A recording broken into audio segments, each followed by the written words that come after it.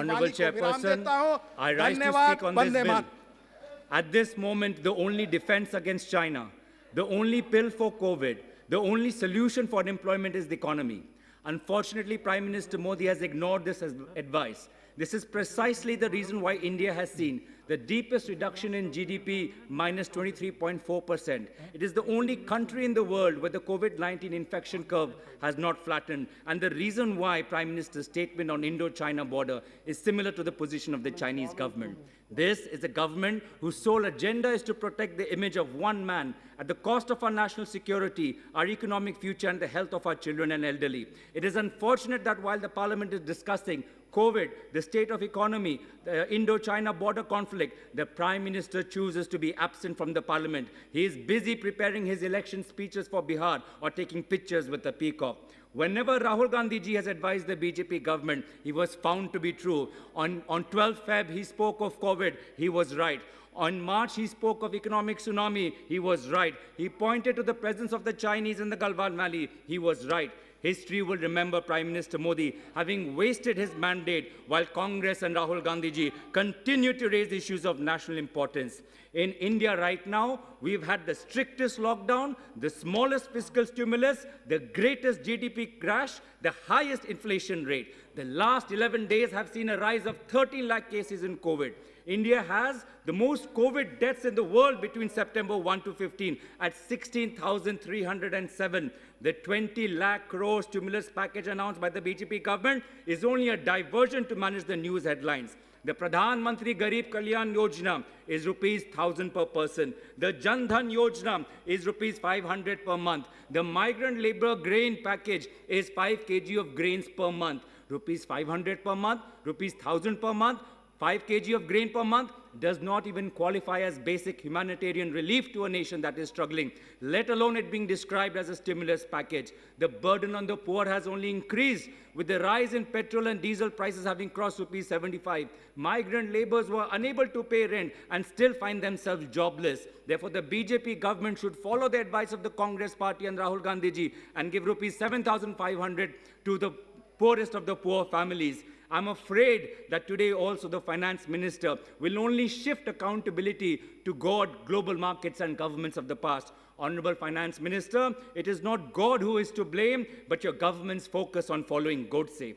Even now, the finance ministry is only focused on catchy words like Atmanirbhar Bharat, which is only a rehashed version of Make in India. Meanwhile, the states are increasingly worried about the rising number of COVID cases and the shortage of emergency medical infrastructure like ICU beds and ventilators. In April 23rd, it was pointed out that states like UP, Bihar, Assam, and Madhya Pradesh face grave shortages of isolation beds, ventilators, and ICU beds. Yet after 5 months, the situation has not changed. The Ministry of Health in Assam says that COVID-19 cases is going out of control. There's a shortage of ICU beds. Who will answer the families who have to run from hospital to hospital, searching for ICU beds and ventilators? The state, the center, the health ministry, or the finance ministry? Have the diyas, the thalis, and the talis helped the 84,000 families who have lost a loved one?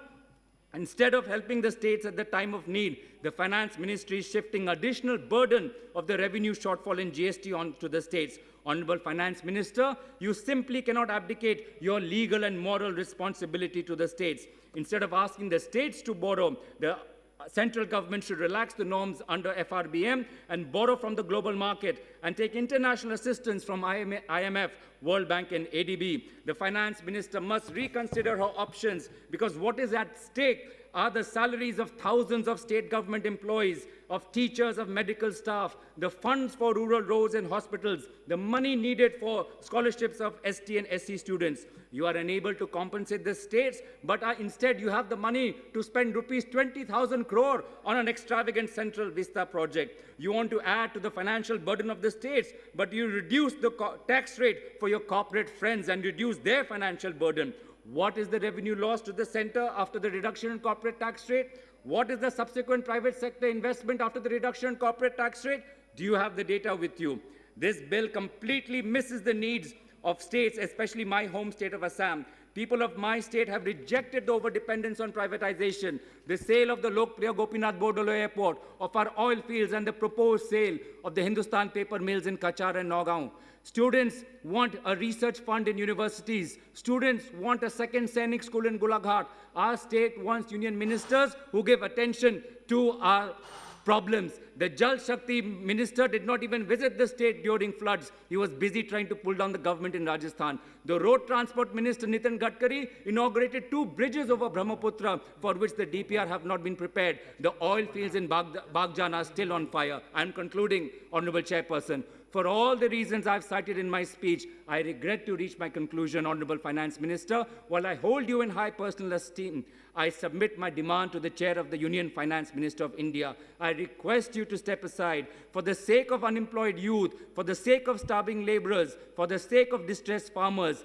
Please step aside. Not that I recommend another person from the Union Cabinet. The Cabinet simply lacks the necessary talent. But the responsibility of putting India back on the economic growth track cannot be yours alone. It needs to be a collective effort. I propose the creation, 1 minute, I'm concluding. I propose the creation of an emergency economic and finance recovery council, similar to the GST Council, a council of state finance ministers with past union finance ministers as members, ministers such as Yashwant Singh and P. Chidambaran, to be steered by the person who led India out of the 2008-2009 global financial crisis, the former Prime Minister.